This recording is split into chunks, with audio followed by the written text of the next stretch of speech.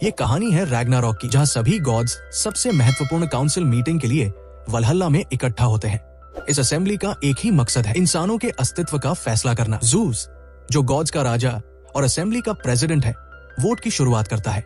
Aphrodite, Shiva और बाकी कई गॉड्स इंसानों की विकेडनेस, लालच और उनकी कभी न खत्म होने वाली जंगों के बारे में शिकायत करते हैं। काउंसिल के सारे सदस्य यूनानिमसली इंसानों के खात्मे का फैसला लेते हैं, क्योंकि उनका मानना है कि इंसान क्रिएशन के बाकी हिस्सों के लिए एक बड़ा खतरा है।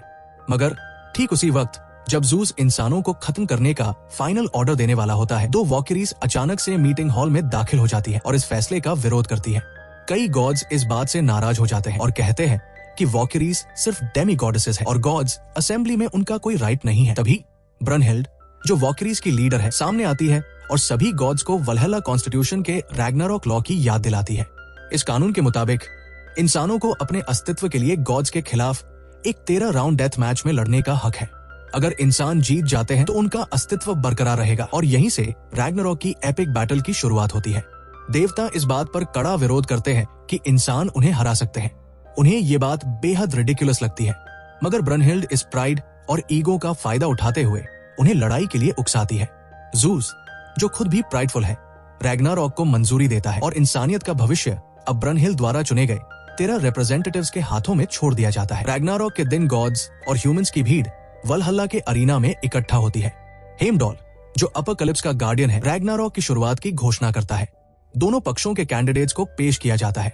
गॉड्स की तरफ से सबसे पहले आता है थोर, जो एकदम अलग लुक में होता है, जैसा कि वेस्टर्न मिथोलॉजी में दिखाया जाता है।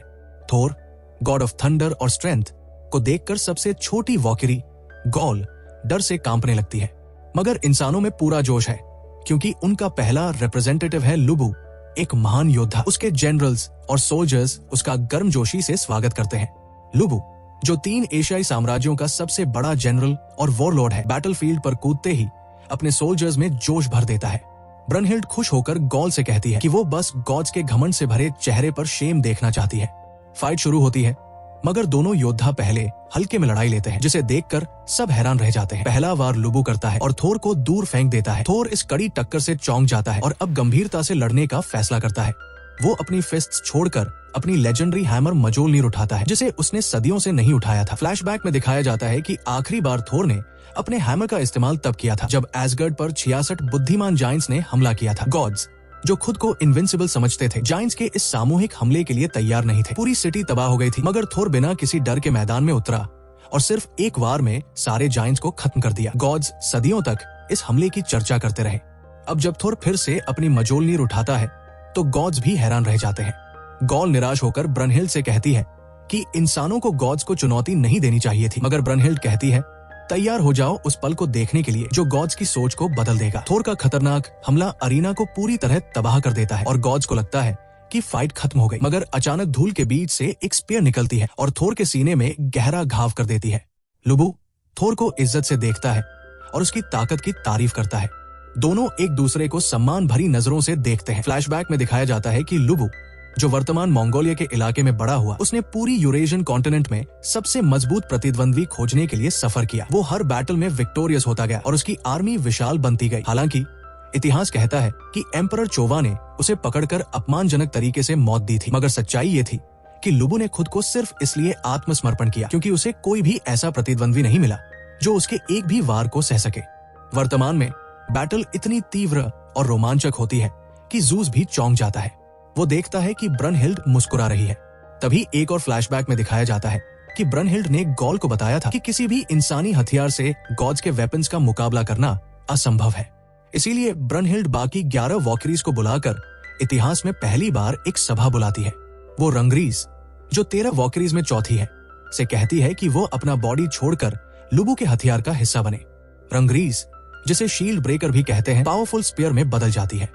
इसी स्पीयर ने थोर को घायल किया। एक वॉइस ओवर में बताया जाता है कि थोर्स हैमर मजोलनीर ब्रह्मांड का सबसे ताकतवर हथियार है, यहाँ तक कि गॉड्स के लिए भी। बट थोर का हथौड़ा इतना ताकतवर है कि कोई भी उसे सही से इस्तेमाल नहीं कर सकता। वो इतना पावरफुल है कि जो भी उसे उठाने की कोशिश करेगा वो तुरंत मर जाएगा। इसलिए थोर को सबसे ताकतवर आयरन ग्लव्स पहनने पड़ते हैं, वरना वो हथौड़ा नहीं उठा सकता। लेकिन लुबू अपने स्पीयर से एक ग्लव को तोड़ देता है और पूरे स्टेडियम को चौंका देता है।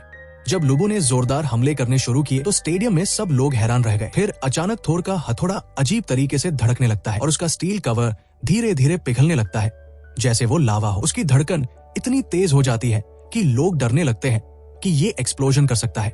मगर फिर जूस बताते हैं कि ये लेजेंड गलत समझा गया था। असल में आयरन ग्लोव्स ये नहीं थे ताकि थोर हथौड़ा उठा सके, बल्कि ये थे ताकि थोर की ताकत हथौड़ा को पहले न तोड़ दे, क्योंकि हथौड़ा के अंदर भी लाइफ है। थोर अब अपने हथौड़ा को हाथ में लेता है और ज्यादा एक्साइटेड होकर लुबू से लड़ने के लिए तैयार हो जाता है।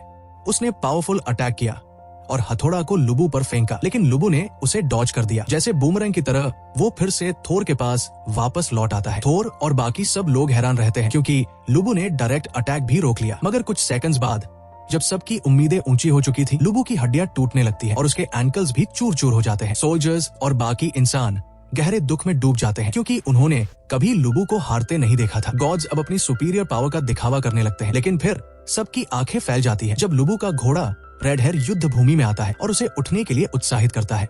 लुबू फिर से उठता है और अपनी लास्ट अटैक के लिए हॉर्स के साथ मिलकर तैयार होता है।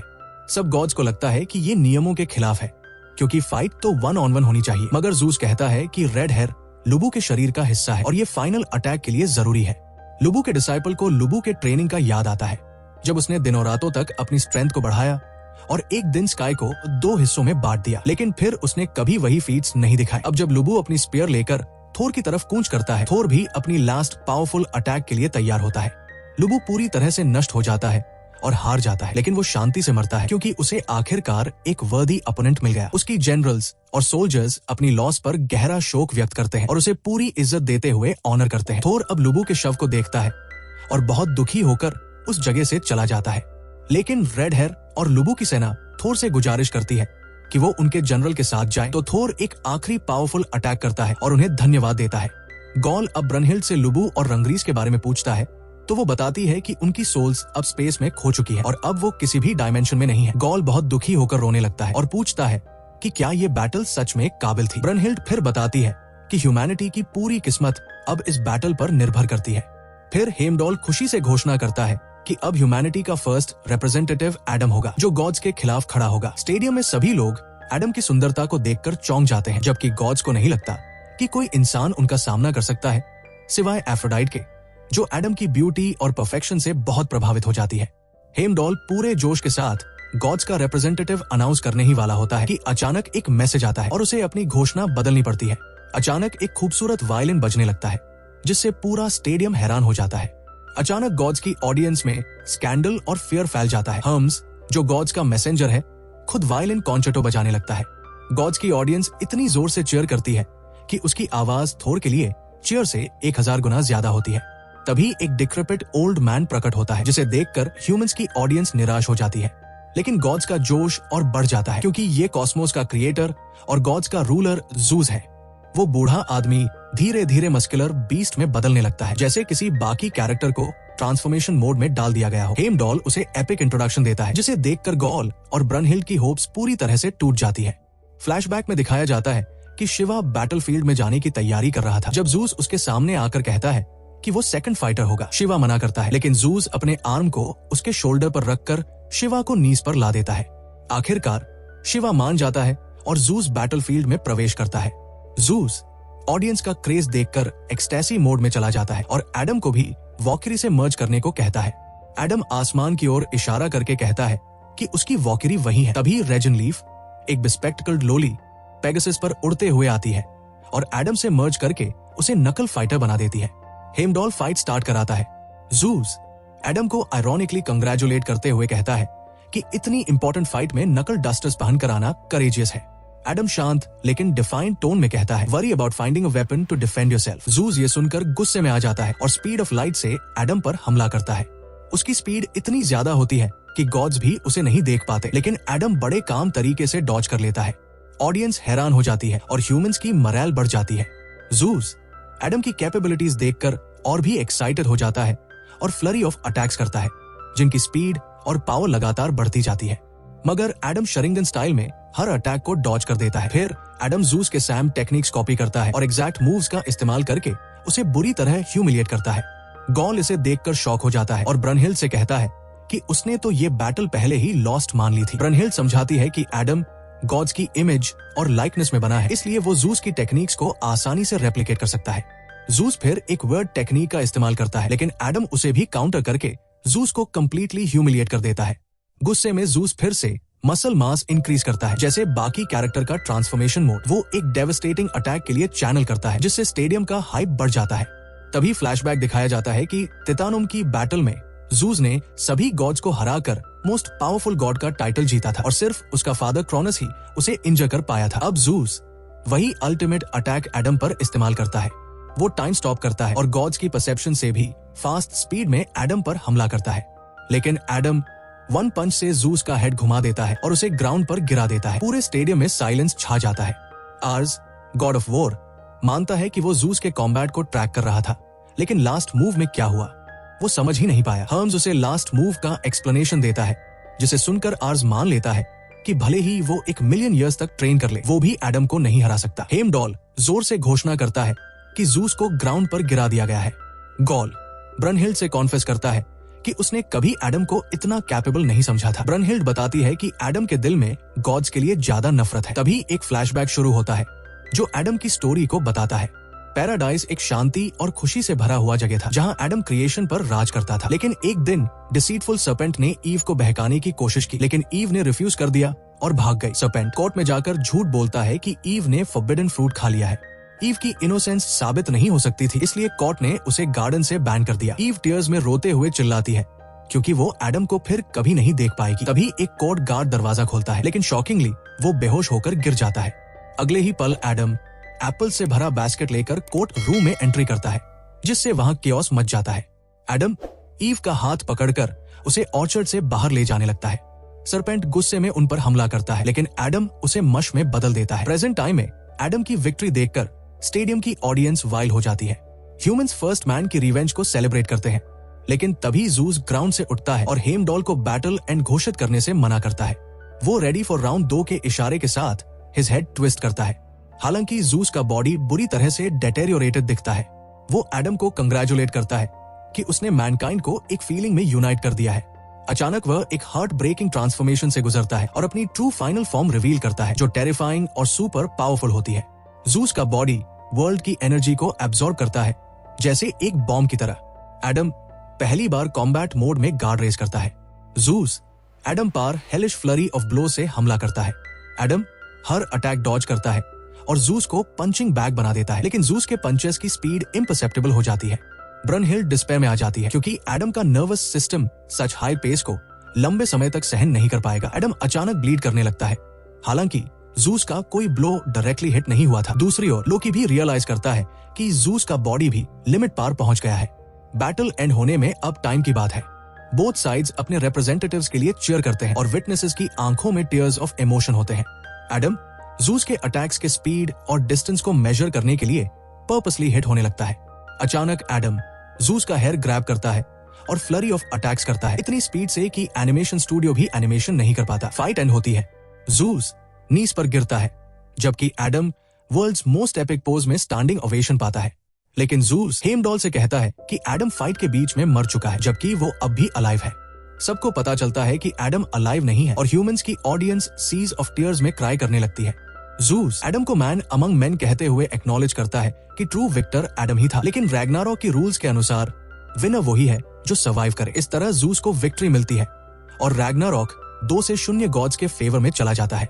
फिर भी मैनकाइंड की होप और ज्यादा स्ट्रॉन्ग हो जाती है क्योंकि एडम ने साबित कर दिया कि ह्यूमंस कैन डिफीट गॉड्स। पिछली घटना से गुस्से में भरकर ब्रनहिल्ड अपनी फ्रस्ट्रेशन को खाने के जरिए दूर करती है। तभी उसे खबर मिलती है कि अगला गॉड जिसका सामना करना है वो है समुद्रों को सजा देने वाला डरावना भगवान पोसेडन। गॉल फिर से निराश हो जाता है क्योंकि उसे समझ में आता है कि गॉड्स हर लड़ाई के लिए सबसे मजबूत उम्मीदवार भेजते हैं। ब्रनहिल्ड कैंडिडेट्स को छानने लगती है। तभी एक रहस्यमयी आदमी आता है और खुद को इस भयंकर युद्ध के लिए प्रस्तुत करता है। पहले तो कोई भी उसे पहचान नहीं पाता, लेकिन जल्दी ही सब समझ जाते हैं कि ये आदमी कोई और नहीं बल्कि शासकी कोजरो, एक प्रसिद्ध जापानी तलवारबाज है। पहले तो सभी लोग ये देखकर हैरान हो जाते हैं कि वो अपनी युवा और ताकतवर अवस्था में नहीं है, लेकिन कोजरो समझाता है कि मौत भी उसकी प्रशिक्षण को रोक नहीं सकी और आज ये उसकी सर्वश्रेष्ठ रूप है। बैटल डे में दर्शक तुरंत समझ जाते हैं कि गॉड्स का अगला प्रतिनिधि पोसेडन होगा क्योंकि बैटलफील्ड पानी से भरा हुआ है। हेमडॉल उत्साह से पोसेडन का परिचय कराता है, जैसा उसने बाकी गॉड्स का किया था। लेकिन शासकीय कोजरो का परिचय उससे भी ज्यादा शानदार होता है, जो उसे सबसे बेहतरीन अंडरडॉग और सर्वश्रेष्ठ तलवारबाज के रूप में प्रस्तुत करता है। हालांकि हेमडॉल की शानदार प्रस्तुति के बावजूद मानव थोड़ा निराश हो जाते हैं, क्योंकि उन्हें एक पुराना आदमी देखकर दुख होता है। वे मानते हैं कि सही प्रतिनिधि तो ममोटो मही होना चाहिए था, जिसने कोजरो को ड्यूअल में हरा दिया था। जब कोजरो अपनी तलवार निकालता है तो उसकी तलवार की आवाज एक सुपरसोनिक ध्वनि पैदा करती है, जो सभी तलवारबाजों को हैरान कर देती है और मोशी को अपनी पुस्तक फाड़नी पड़ती है, क्योंकि वह तुरंत ही महसूस करता है कि वह कोजरो जैसे उच्चतम स्तर के तलवारबाज का मुकाबला नहीं कर सकता। फिर भी गॉड्स को कोई डर नहीं होता, जैसा कि वे पहले ज़ूस और एडम के बीच की लड़ाई से महसूस कर रहे थे। पोसेडन ओलंपस का सबसे डरावना भगवान है, जो निर्दयी और अत्यधिक शक्तिशाली है। कोई भी हिलता नहीं, क्योंकि कोजरो अपनी ध्यान में कई चालें सोचता है और हर बार डेड होता है। वही पोसेडन को लगता है कि इस स्थिति में कोई ह्यूमन उसके लिए मुकाबला नहीं कर सकता। इसी दौरान ब्रनहिल्ड गॉल को पोसेडन की शक्तियों के बारे में समझाती है, ताकि उसे सही संदर्भ मिल सके। पहले ओलंपस के गॉड्स की संख्या 13 थी, लेकिन पोसेडन ने उनमें से एक गॉड एडमस को मार डाला था, जो क्रोनोस का सबसे बड़ा बेटा था। फ्लैशबैक में दिखाया जाता है कि एडमस ने ज़ूस से अत्यधिक घृणा की थी, क्योंकि वो सबसे महत्वपूर्ण गॉड बन गया था। क्रोनोस को हराकर एडमस ने अपनी नफरत और लालच से प्रेरित होकर पोसेडन के महल पर हमला किया और उसे ज़ूस को हराने के लिए अपने साथ जुड़ने का प्रस्ताव दिया। लेकिन पोसेडन ने अहंकार और अपमान से जवाब देते हुए कहा कि कोई इतना कमजोर नहीं हो सकता जो आर्मी बनाए और साजिश करे, उसे गॉड नहीं माना जा सकता। ये एडमस को बहुत गुस्से में ला देता है, क्योंकि वो अपने छोटे भाई के अवहेलना और अहंकार से थक चुका था, जो कभी उसे आंखों में आंखें डालकर नहीं देखता और उसे एक हीन व्यक्ति समझता था। हालांकि पोसेडन ने एडमस को उसकी आंखों में देखा, लेकिन केवल उसकी जिंदगी खत्म करने के लिए एक ही झटके में। हम्स ने पूरी घटना देखी और पोसेडन ने उसे आदेश दिया कि इतिहास को फिर से लिखा जाए और कोई भी उस संस्करण का विरोध नहीं कर पाए। वर्तमान में हम्स पोसेडन से कहता है कि यही वो बात है जो पोसेडन को सबसे डरावना भगवान बनाती है, क्योंकि वो सबसे अहंकारी और खून खराबे का शौकीन है और खुद को सबसे श्रेष्ठ समझता है, जैसे उसे किसी भी समय या संदर्भ की कोई परवाह नहीं हो। कोजरो पोसेडन के सामने बैठा होता है और इंसान हैरान होते हैं। एक पल में एक फ्लैशबैक शुरू होता है, जो कोजरो की जिंदगी को सबसे बेहतरीन हारने वाला के रूप में बयां करता है। कोजरो ने सचमुच हर मैच हार लिया था और उसे एक नालायक माना जाता था। एक दिन वो एक प्रेस्टिजियस डोजो में देर से पहुंचता है और उसके इंस्ट्रक्टर ने उसे सजा देने के लिए मारा, लेकिन कोजरो ने जबरदस्त प्रतिकार किया। लेकिन उसने कुछ देर बाद हार मान ली और वहां सबका मजाक उड़ाया। इसके बाद कोजरो ने डोजो जाना बंद कर दिया और अपने फाइट्स के बारे में सोचने और हर लड़ाई का मूल्यांकन करने लगा जैसे वे वास्तव में हुई हो। इसके अलावा उसने महसूस किया कि उसे प्राकृतिक दुनिया से भी बहुत कुछ सीखने को मिल सकता है, इसलिए उसने प्राकृतिक प्रशिक्षण शुरू किया और जब तक वो तैयार नहीं हो गया तब तक वो वापस डोजो में नहीं गया। कई सालों बाद सीन डोजो का मालिक कोजरो से मिलने आता है और तुरंत ही समझ जाता है कि कोजरो अब बहुत मजबूत हो चुका है, क्योंकि उसने अपना महत्वपूर्ण प्रशिक्षण किया था। उसने कोजरो को एक इंस्ट्रक्टर बनने का प्रस्ताव दिया, लेकिन कोजरो ने इसे ठुकरा दिया, क्योंकि उसके पास अब भी बहुत कुछ सीखने और जीतने के लिए था। कोजरो हजारों मीलों तक यात्रा करता रहा और सबसे अच्छे तलवारबाजों के खिलाफ हारने के लिए उनसे लड़ता रहा, ताकि वो अपनी गलतियों से सीखे और अंततः वो सबसे ताकतवर तलवारबाज बन गया। वर्तमान में कोजरो जानता है कि अब उसे अपनी सामान्य रणनीति का इस्तेमाल नहीं करना है, बल्कि पहली बार किसी को हराना है। इसलिए वो पोसेडन के खिलाफ पूरी ताकत से हमला करने का फैसला करता है। कोजरो अपनी प्रसिद्ध चाल को आजमाता है, जिसमें वो जानबूझकर अपना पहला वार मिस करता है ताकि वो दूसरा फैंटोम हमला कर सके। वो पोसेडन के बाल काटने में सफल हो जाता है, जो मोशी को बहुत खुशी देता है, क्योंकि वो उस दिन को याद करता है जब कोजरो ने वही चाल उसे भी दी थी। ये पोसेडन की ईगो को चोट पहुंचाता है और वो बहुत तेजी से हमला करता है, लेकिन कोजरो हर एक वार को डॉज करता है। ब्रनहिल्ड गॉल को समझाती है कि कोजरो वही रणनीति नहीं अपना सकता जो एडम ने की थी, क्योंकि उसने पहले ही पोसेडन के हर हवाले से हर मूव को समझ लिया है। उसने 10 मिनट के अंदर 1000 बार उस लड़ाई को सिमुलेट किया है और वो पोसेडन के हर हमले को जानता है। हालांकि पोसेडन की भीड़ के बीच चीखे सुनकर भी वो अचानक एक धुन गुनगुनाता है, जैसा उसने एडमस को खत्म करने के बाद किया था, और फिर वो कोजरो पर कड़ी चोट करता है। इसके बाद कोजरो पोसेडन की गर्व को चोट पहुंचाते हुए कहता है कि गॉड्स का अस्तित्व बेहद हास्यास्पद है, जिससे पोसेडन और भी गुस्से में आ जाता है और वो हमलों की एक नई झड़ी लगा देता है, जिसके बाद कोजरो की तलवार टूट जाती है। लोग मानने लगे थे कि ये कोजरो का अंत है, लेकिन वो अपनी तलवार के पास जाता है और उसे फिर से जोड़ लेता है। वो क्राइस्ट के दोहरे स्वभाव के साथ 13 वॉकरीज में से दूसरी के तौर पर कोजरो ने पोसेडन पर एक जबरदस्त हमला किया, जिससे सभी तलवारबाज जो उसने अपनी जिंदगी में लड़ा था वो कोजरो की प्रणाली की पहचान कर पाए। अब पोसेडन पूरी तरह से खत्म हो चुका है, क्योंकि वो कोजरों के हमलों से घायल हो चुका है और भीड़ में जोश भर गया है।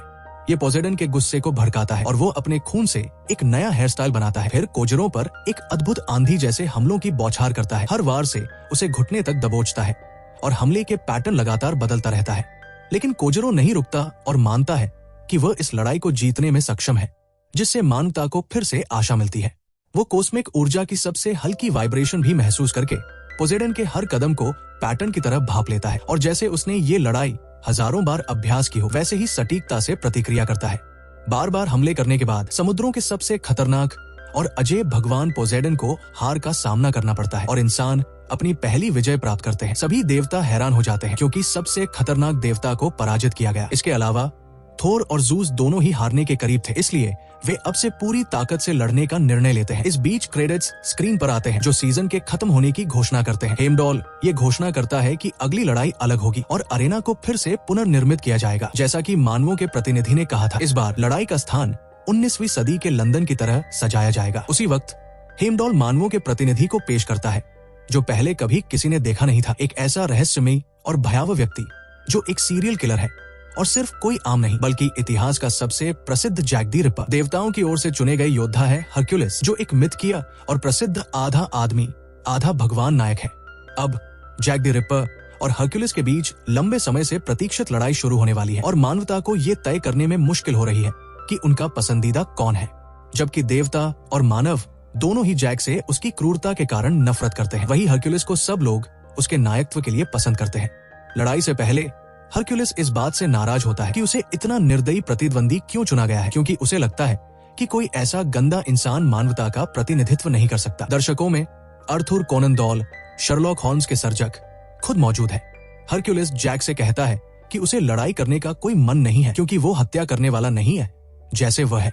इसके अलावा वो जैक से वादा करता है कि अगर वो आत्मसमर्पण कर देता है तो वो जू से उसकी आत्मा को शापित न करने की कोशिश करेगा, क्योंकि इतने सारे अपराध करने के बावजूद उसने रैग्नारॉक में मानवों का प्रतिनिधित्व करने की हिम्मत दिखाई। जैक ने हरक्यूलिस का धन्यवाद किया क्योंकि उसने लंदन में लड़ाई के मैदान की सजावट को स्वीकार किया, साथ ही उसके पापों को माफ करने के प्रस्ताव को भी ध्यान में रखा, लेकिन उसने इसे एक महान शौर्य के साथ ठुकरा दिया। फिर जैक अपने हथियार का प्रदर्शन करता है जो एक विशाल कैंची है।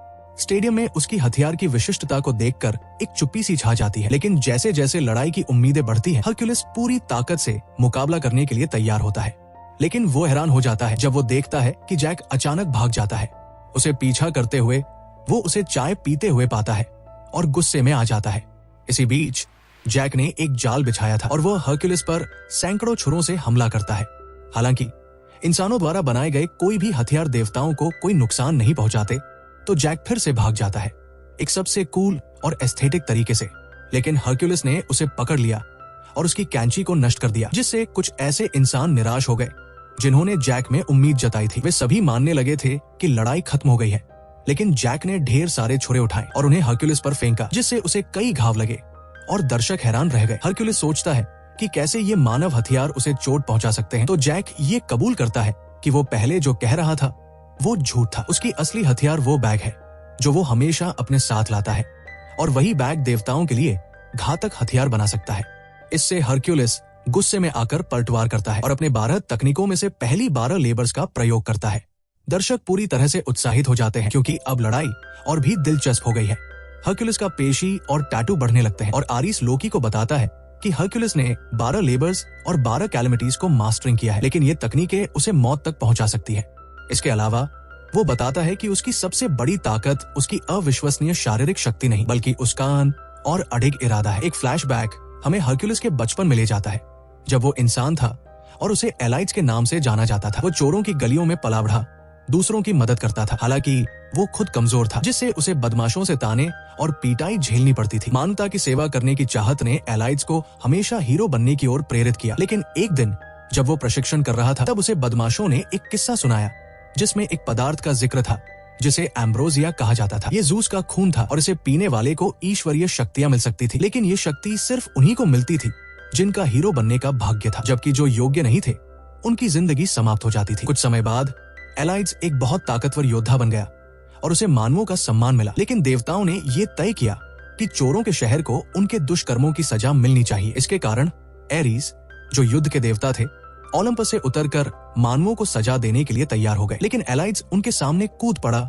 और मानवता के लिए लड़ने को तैयार था, जिससे एरीज ने उसकी बहादुरी को पहचाना। लेकिन एलाइड्स ने एम्ब्रोसिया पी लिया और सबको हैरान कर दिया। फिर उसने एरीज और उसके सैनिकों से लड़ा और ये लड़ाई इतनी जबरदस्त थी कि ज़ूस को हस्तक्षेप करना पड़ा। ज़ूस ने एलाइड्स की ताकत देखकर उसे देवताओं के दरबार में बुलाया और उसे उनके साथ रहने का प्रस्ताव दिया, लेकिन एक शर्त के साथ, वो मानवता के खिलाफ कभी भी कोई कदम नहीं उठाएगा। कुछ समय बाद ज़ूस ने उसे अपना दत्तक पुत्र बना लिया। वर्तमान में जैक अपनी रक्षात्मक मुद्रा बदलता है और हरक्यूलिस पर हिंसक हमले शुरू करता है, लेकिन ये सिर्फ हरक्यूलिस को उकसाने के लिए था। इसके अलावा वो अदृश्य धागों का इस्तेमाल कर बड़े और नुकीले चाकू फेंकता है। हरक्यूलिस अपनी छठी श्रम का इस्तेमाल करता है और जैक को नीचे गिरा देता है, उसका मोनोकल तोड़ देता है। इससे पहले एक और फ्लैशबैक जैक की जीवन यात्रा को दर्शाता है, जिसमें वो लंदन की गलियों में पला बढ़ा था। जैक को हमेशा उन लोगों के बुरे इरादे दिखाई देते थे जिन्होंने उसे नफरत की। एक दिन जब वो घर लौटता है तो वो अपनी माँ को एक ग्राहक से मार खाते हुए पाता है, जो उसे खुद की देह बेचने के लिए मजबूर करता था ताकि वो अपने बेटे को खिला सके। इस कारण जैक अपनी माँ को एक गर्म पीले रंग में देखता है, क्योंकि वो उसे प्यार करती थी। मैरी के एक सहकर्मी ने जैक को बताया कि उसकी माँ पहले 5 बार गर्भवती हुई थी, लेकिन जैक ही एकमात्र बच्चा था जिसे उसने जन्म देने का निर्णय लिया था। वो माँ को दया करता था क्योंकि वो एक अच्छे दिल वाला बच्चा था, लेकिन भाग्य ने उसे ऐसे हालात में जन्म दिया। लेकिन सब कुछ बदल जाता है जब वो अपनी माँ को अपने कमरे में रोते हुए पाता है। जैक का पिता, जो एक प्रसिद्ध पटकथा लेखक था, ने मैरी से वादा किया था कि वो उसे और उसके बेटे को लेने आएगा, लेकिन खबरों में आता है कि वो लेखक बहुत सफल हो गया और किसी और से शादी कर ली। जैक अपनी माँ को सांत्वना देने की कोशिश करता है, लेकिन उसकी माँ उसे गंदगी की तरह ट्रीट करती है और उसे जन्म देने पर पछताती है। अब जैक को समझ में आता है कि उसकी माँ का गर्म रंग प्यार नहीं बल्कि उसके पिता से प्यार था। अचानक जैक को अपनी माँ के बुरे इरादे दिखाई देने लगते हैं और वो पागलपन की स्थिति में पहुंच जाता है।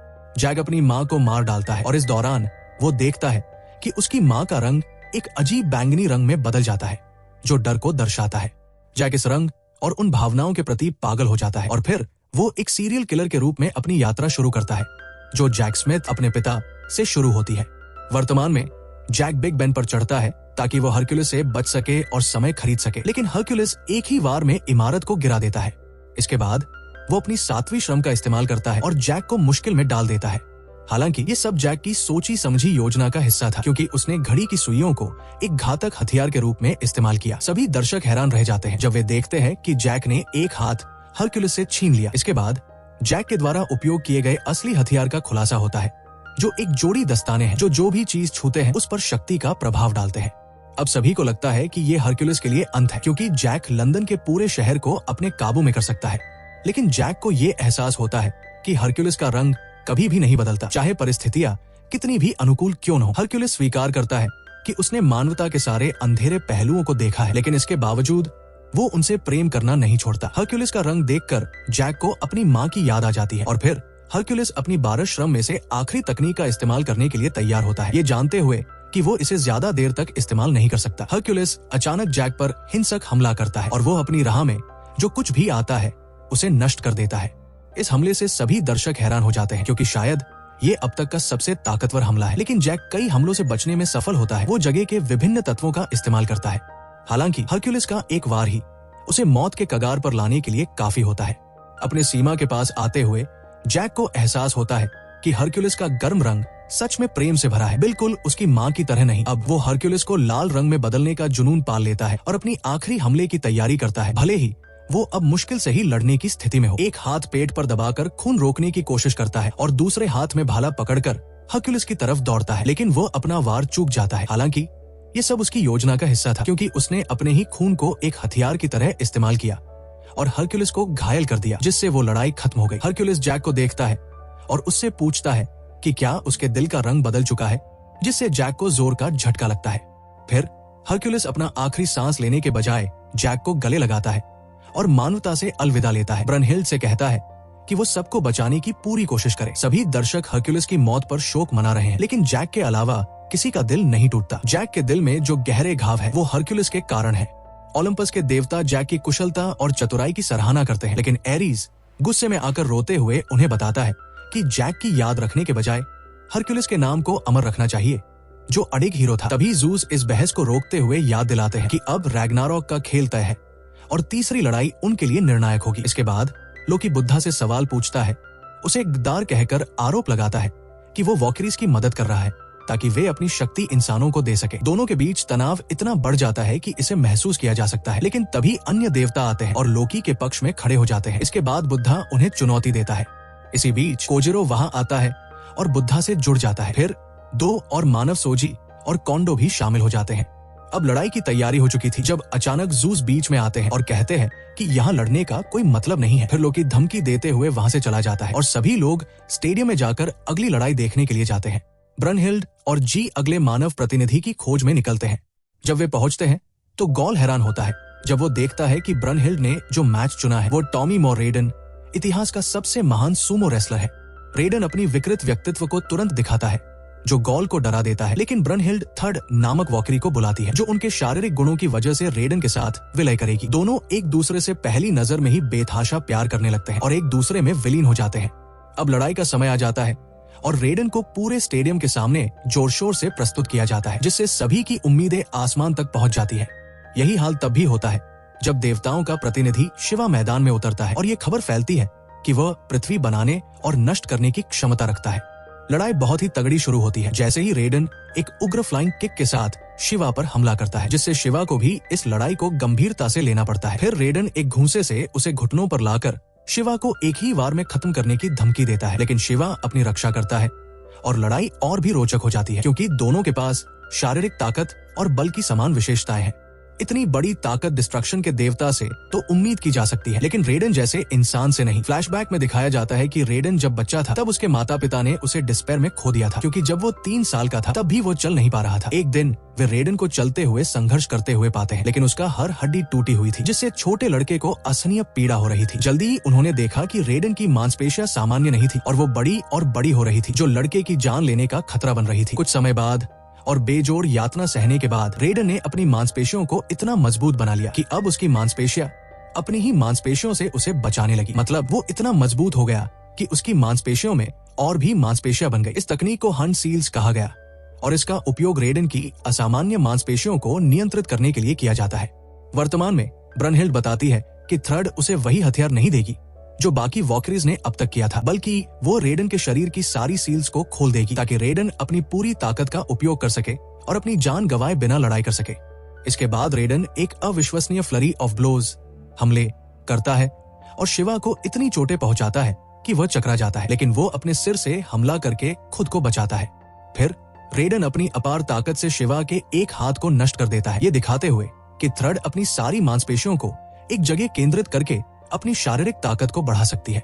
लड़ाई की तीव्रता से शिवा रोमांचित हो जाता है क्योंकि ये उसे हजारों साल पहले के एक पुराने दोस्त की याद दिलाती है। फ्लैशबैक में दिखाया जाता है कि सभी भारतीय देवता सर्वोच्च देवता बनने के लिए प्रतिस्पर्धा कर रहे थे। दूसरी ओर 2 लगभग अनजाने देवता दूर दराज के क्षेत्र में शांति पूर्वक रह रहे थे। उनकी शख्सियतें पूरी तरह से अलग थी लेकिन उनकी दोस्ती अडिग थी। उनमें से एक देवता रुद्रा को आंधी का देवता कहा जाता था जबकि दूसरे देवता शिवा को विनाश के देवता के नाम से जाना जाता था। एक दिन रुद्रा ने कहा कि वो पर्वत की चोटी पर चढ़ना चाहता है तो शिवा के पास उसे साथ जाने के अलावा और कोई विकल्प नहीं था। सभी लोग इस पर हंसते थे क्योंकि ये असंभव सा लग रहा था लेकिन दोनों दोस्त अपने सपने की ओर बढ़ते रहे और रास्ते में आने वाले हर विरोधी को हराते हुए आगे बढ़ते गए। उन्होंने 1115 देवताओं को हराया और पूरी दुनिया का आदर प्राप्त किया और अंत में रुद्रा और शिवा अपनी मंजिल तक पहुंच गए। शिवा इसकी खुशी मना रहा था लेकिन रुद्रा जानता था कि इन दोनों में से केवल एक ही वहां रह सकता है, इसलिए उसने शिवा से लड़ने की विनती की। लड़ाई इतनी भयंकर हुई कि उनका पसीना आंधियां पैदा करने लगा और उनके वार हर जगह गूंजने लगे। लेकिन एक लंबी और अविश्वसनीय लड़ाई के बाद शिवा हार मानने वाला था ताकि उसे अपने सबसे अच्छे दोस्त को नहीं हराना पड़े। लेकिन रुद्रा ने इसे समझ लिया और अपनी हार स्वीकार की। उसे धन्यवाद दिया कि उसने उसका सपना पूरा करने में मदद की। फिर रुद्रा ने अपने सारे सपने शिवा को सौंपे और वो उस जगह से चला गया, जिसके बाद शिवा को भारतीय देवताओं का राजा घोषित किया गया। वर्तमान में शिवा अपनी युद्ध नृत्य करना शुरू करता है ताकि वो एक असाधारण गति प्राप्त कर सके और रेडन को एक पंचिंग बैग की तरह इस्तेमाल करे। रेडन को बचाव के लिए अपनी सारी मांसपेशियों को अपनी फोरआर्म्स कुल्हों में केंद्रित करना पड़ता है लेकिन शिवा की गति इतनी जबरदस्त है कि उसके पंचों से रेडन के आधे चेहरे में जलन हो जाती है और आधा चेहरा जलने लगता है। अब इंसान मानने लगे हैं कि ये लड़ाई खत्म हो चुकी है। फ्लैशबैक में ये भी दिखाया जाता है कि रेडन को अपनी अपार ताकत के कारण उसके साथियों द्वारा बहिष्कृत कर दिया गया था जिससे वो बहुत दुखी था। हालांकि उसकी माँ ने उसे समझाया कि उसे अपनी ताकत का इस्तेमाल कमजोरों की रक्षा करने के लिए करना चाहिए। कुछ समय बाद गांव में गंभीर गरीबी छा गई तो रेडन को पैसे कमाने के लिए दूसरे शहर जाना पड़ा और वो पैसे अपने माता पिता को भेजने के लिए जुटाता है। रेडन के पास एक शानदार आइडिया आया। वो सूमो रेसलर बनने का फैसला करता है, इसलिए उसने बिना थके प्रशिक्षण लिया ताकि वो एक महान पहलवान बन सके। लेकिन उसकी प्रसिद्धि उसकी उम्मीदों से कहीं ज्यादा बढ़ गई। अब हर कोई उसकी लड़ाइयाँ देखने आता था क्योंकि वो अजय था। हालांकि चीजें उसके लिए तब गलत होने लगी जब कोई भी इतनी ताकतवर प्रतिद्वंदी से लड़ने के लिए तैयार नहीं था। तो उसने एक लड़ाई में जानबूझकर हार मान ली और अपने मास्टर से सराहना प्राप्त की। रेडन ने समझाया कि वो अपनी ताकत का गलत इस्तेमाल नहीं करना चाहता था, जैसा कि उसकी माँ ने उसे सिखाया था। तभी से उसने अपनी 4 मुख्य तकनीकों का इस्तेमाल बंद कर दिया ताकि उसके पास ज्यादा फायदा न हो। फिर भी वो कभी भी कोई लड़ाई नहीं हारा और बिना अपनी पूरी ताकत का इस्तेमाल किए रिटायर हो गया। वर्तमान में रेडन के सभी दोस्त खुश हैं कि आखिरकार दुनिया के सबसे मजबूत सूमो रेसलर से क्या उम्मीद की जा सकती है। रेडन अपने मांसपेशियों की पूरी क्षमता का इस्तेमाल करने के लिए तैयार होता है और शिवा के शरीर में इतना जोरदार हमला करता है कि वो शिवा के 2 हाथों को नष्ट कर देता है। जूस देखता है कि देवता चौंक गए हैं तो वो उन्हें समझाता है कि ये हमला इतना जबरदस्त था कि इसने ध्वनि की गति को तोड़ दिया और शिवा को पूरी तरह से नष्ट कर सकता था अगर उसने अपनी रक्षा नहीं की होती। हालांकि ये रेडन के लिए बहुत महंगा साबित होता है क्योंकि उसकी मांसपेशियां फटने लगती है, जिससे अपार तनाव उत्पन्न होता है। ये समझते हुए कि उसकी मौत करीब है, रेडन थ्रड से कहता है कि वो अपनी मांसपेशियों को नियंत्रित न करे क्योंकि वो पहली बार ये महसूस करना चाहता है कि बिना रोक टोक के लड़ना कैसा लगता है। ये शिवा का अंत हो सकता था, लेकिन तभी रुद्रा स्टेडियम में आता है और शिवा को जबरदस्त प्रेरणा मिलती है।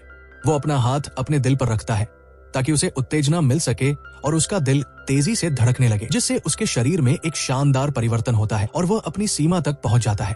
अब दोनों के शरीर पूरी तरह से अपनी अधिकतम क्षमता पर काम कर रहे हैं। दोनों लड़ाई को खत्म करने के लिए जान लगा देते हैं क्योंकि उन्हें पता है कि अब ज्यादा समय नहीं बचा है। दर्शक दोनों की बहादुरी और शानदार प्रदर्शन को देखकर लगातार शोर मचाते रहते हैं, लेकिन अब दोनों की सीमाएं एक साथ आ जाती है। अब लड़ाई अगले हमले से तय होनी है। एक दूसरे की आंखों में गहरी नजरें डालते हुए शिवा और रेडन अपना आखिरी हमला करने के लिए तैयार हो जाते हैं। रेडन का हाथ टूट चुका है और वो जानता है कि अब उसके पास देने के लिए कुछ नहीं है। वो थ्रड का धन्यवाद करता है और अपनी आखिरी सांस में उससे कहता है कि वो बंधन तोड़ दे और अपनी जिंदगी जिए, लेकिन वो मना कर देती है क्योंकि वो उससे प्यार करने लगी है। फिर रेडन और शिवा एक दूसरे का धन्यवाद करते हैं कि उन्होंने इतनी कठिन लड़ाई लड़ी और एक दूसरे को अलविदा कहते हैं। देवता एक तीसरी जीत दर्ज करते हैं और स्कोर 3 से 2 देवताओं के पक्ष में हो जाता है, लेकिन शिवा पूरी तरह से नष्ट हो चुका होता है और जूस से ये स्वीकार करता है कि इंसान वाकई में बहुत शानदार होते हैं। फिर जूस बुद्धा से मिलने जाता है ताकि वो अगले मैच में लड़ने के लिए कहे, लेकिन ये स्पष्ट नहीं करता कि वो किस पक्ष का प्रतिनिधित्व करेगा। यहीं पर हमारी कहानी का द एंड होता है। उम्मीद है आपको मजा आया होगा। अगर इसने आपके चेहरे पर मुस्कान लाई हो तो वीडियो को लाइक करना बिल्कुल मत भूलें और हाँ, चैनल को सब्सक्राइब जरूर करें ताकि ऐसी और भी इंटरेस्टिंग एनीमे रिकैप वीडियोस आप मिस ना करें।